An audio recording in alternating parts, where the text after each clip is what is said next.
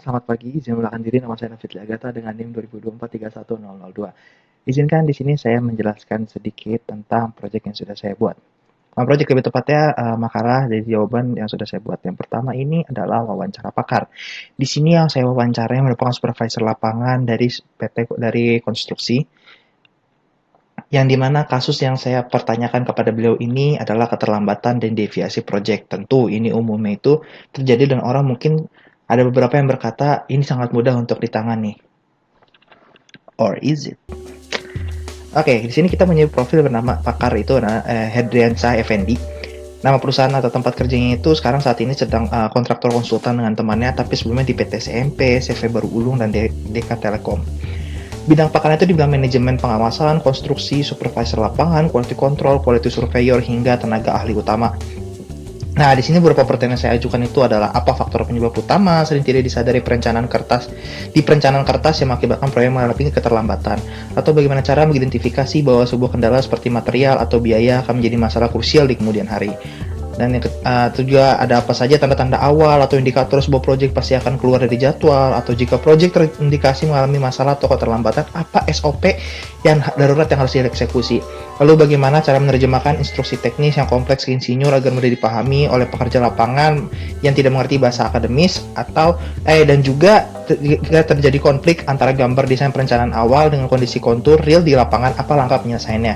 Di sini saya melakukan wawancara pada beliau dengan dua cara, via online melalui pesan dan juga secara langsung melalui secara bertemu langsung yang tatap muka.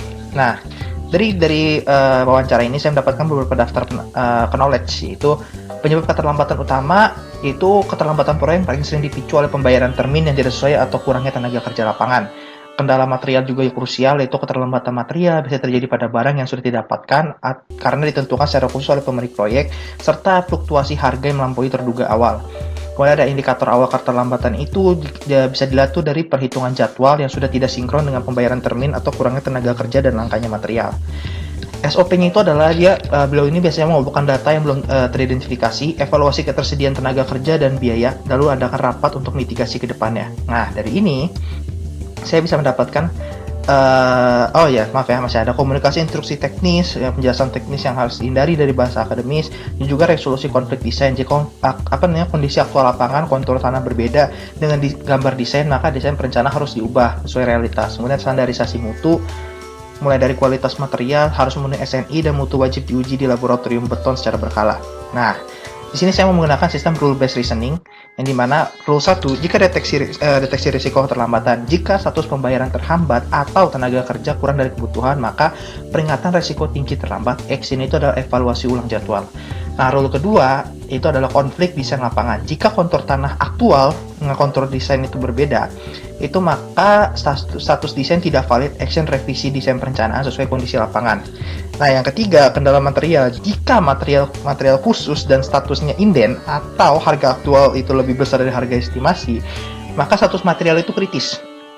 Actionnya itu adalah agendakan rapat evaluasi biaya. Nah, yang keempat, instruksi lapangan. Jika kompleksitas instruksi lebih tinggi dan sama dengan tinggi dan audiens itu pekerja, format instruksinya itu harus jadi bahasa sehari-hari plus demonstrasi visual. Nah, rule kelima, standar penguji mutu. Jika tahapan pengecoran beton dan syaratnya sesuai SNI, akan dilakukan pengujian di laboratorium beton. Nah, mungkin itu merupakan jawaban untuk dari soal pertama yang saya lakukan wawancara dengan beliau secara langsung dengan Bapak Hedriansyah Effendi yang merupakan teman dari ibu saya. Oke, kita melanjutkan ke soal kedua. Nah, soal kedua ini adalah perencanaan dengan robot memindahkan balok A, B, C, dan D. Nah, di sini kita menggunakan goal stack planning, yang dimana tugas kecerdasan buatan ini perencanaan dengan robot memindahkan balok A, B, C, D dari kondisi awal kondisi akhir menggunakan metode goal stack planning. Nah, kondisi awalnya ini on table A, di mana balok A ada di balok A, kemudian on table B, di mana ada di balok B ada di meja, dan on table C, di mana balok C ada di meja, dan on table D, balok D ada di meja. Semuanya ini clear, di atasnya tidak ditumpuk ataupun ininya, dan juga tangannya kosong. Nah, tujuan akhir kita di mana on A sama dengan C, dan on B sama D, on table C dan on table D. Sementara yang clearnya itu ada di A dan juga ada di B, armnya kosong. Nah, kita bisa mulai dari langkah pertama, stacknya dulu. Nah, stacknya itu on B sama B, D, on A sama C, on A, C, dan juga on B, D. Nah, jadi pertama kondisi awalnya seperti ini ya. Kondisi awalnya A, B, C, dan D seperti ini. Oke, ini adalah langkah pertamanya. Kita lanjut ke langkah kedua, di mana pick up B. B ini akan diangkat ya, dan kemudian stack B ke D, dan on A, on C, on B. Maka hasilnya itu B, di mana B itu akan diangkat. Nah, B itu diangkat, kemudian dia akan dipindahkan ke D. Mungkin gambarnya sini agak sedikit berantakan, memang seperti ini. Jadi ini yang saya buat itu adalah yang pertama saya pindahkan adalah balok B ke atas balok D. Kemudian di sini kan dibilang pick up balok B ya. Di bagian ini dibilang pick up balok B. Nah, pick up balok B stack ke D. Nah, itu maka hasilnya harusnya seperti yang di sini. Nah, di langkah ketiga, ini kan stack B ke D, ya kan? On A sama dengan C, on AC. Nah, ini urutan langkahnya. Kemudian dia kan saat ini kan current state itu holding B on table A, on table C, on table D ya kan. Nah, clear, kemudian ini masih clear semua untuk A, C dan juga D, di mana B di sini sedang diangkat. Di langkah keempat ini B-nya di stack, di mana stack di sini sudah selesai rangkanya, rangka keempatnya ini.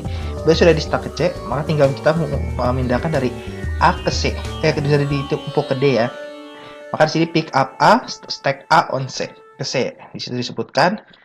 Kemudian A-nya diangkat dan A-nya ditumpuk ke C, di mana di langkah ke-8 ini selesai.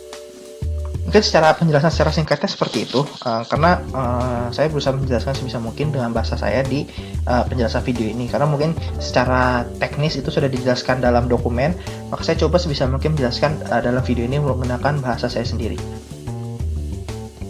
Lanjut ke soal terakhir, soal 3 yang menurut saya ini cukup panjang, sehingga untuk soal ketiga ini saya sebisa mungkin membuat seperti stylenya laporan ya. Nah, di sini ada daftar isi yang memang sengaja saya isi.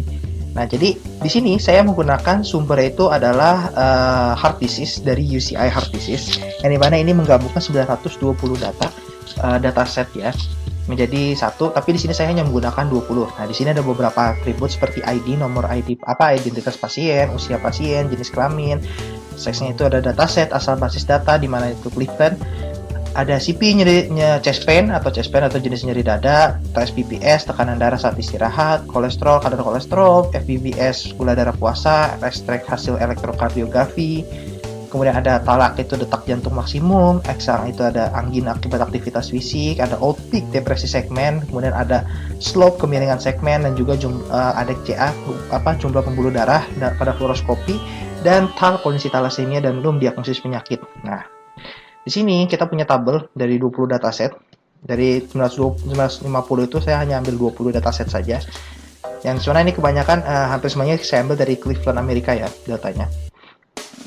Nah, pertama kita masuk ke studi kasusnya. Nah, di rumah sakit umum itu ngomongin profil pasien untuk kepentingan screening awal risiko penyakit jantung tanpa harus mengandalkan label diagnosis akhir. Nah, yang membutuhkan pemeriksaan lanjutan, jadi secara simpelnya ini adalah rumah sakit itu umumnya mengumpulkan pasien berdasarkan kepentingan screening awal. Nah, dengan adanya dengan kita menggunakan metode ini, kita itu bisa membantu screening pengklasteran ini lebih cepat gitu. Pengelompokannya berdasarkan usia dan kadar kolesterol yang mirip. Nah, kita menggunakan jenis pembelajaran mesin ini, kategorinya itu adalah unsupervised learning karena proses penggelompokan dilakukan menggunakan label kelas target. Nah, algoritma hanya diberi data fitur pasien dan diminta menemukan pola pengelompokan klaster secara mandiri. Di sini ada fitur yang digunakan itu adalah umur dan juga kolesterol sebagai X dan Y-nya. Dengan tujuan itu mengelompokkan 20 pasien menjadi 2 klaster K2 berdasarkan kemiripan usia, kolesterol menggunakan algoritma K-mean clustering. Nah, kita langsung masuk aja ke perhitungannya. Nah, pertama kita nentuin jumlah K2 dan juga centroid awal itu ada di ID 1 dan di ID 2. Nah, kita hitung setiap jarak dari titik data, kita masukkan setiap titik ke cluster, kemudian kita ulang centroid baru dan rata-rata seluruh anggota tiap cluster. Nah, kita akan ulangi ini sampai convergen. Nah, kita menggunakan rumus Euclidean, yang dimana itu XP dikurang SC pangkat 2 ditambah P dikurangi C pangkat 2. Nah, ini perhitungan jarak ID 1 dan yang saya tulis di sini cukup contoh saja, yang dimana perhitungan sisanya akan dilakukan sama seperti itu semua, sehingga kita bisa mendapatkan iterasi awal yang seperti ini. Kemudian kita bisa melihat bahwa centroidnya itu dua cluster, XH-nya ada di 54 dan kolesterol ada di 256. Ini masih ininya masih 0 sehingga hasilnya masih lanjut iterasi. Kemudian di iterasi 2 kita pindah, yaitu centroid awal ada di 54 dan di C2-nya ada di 54714. Mana 54714 itu adalah hasil dari ini XH yang ini ya. Oke. Nah, di iterasi kedua kita mendapatkan hasil 54875 dan juga kolesterol itu ada di 282, tapi masih lanjut iterasi karena masih belum konvergen.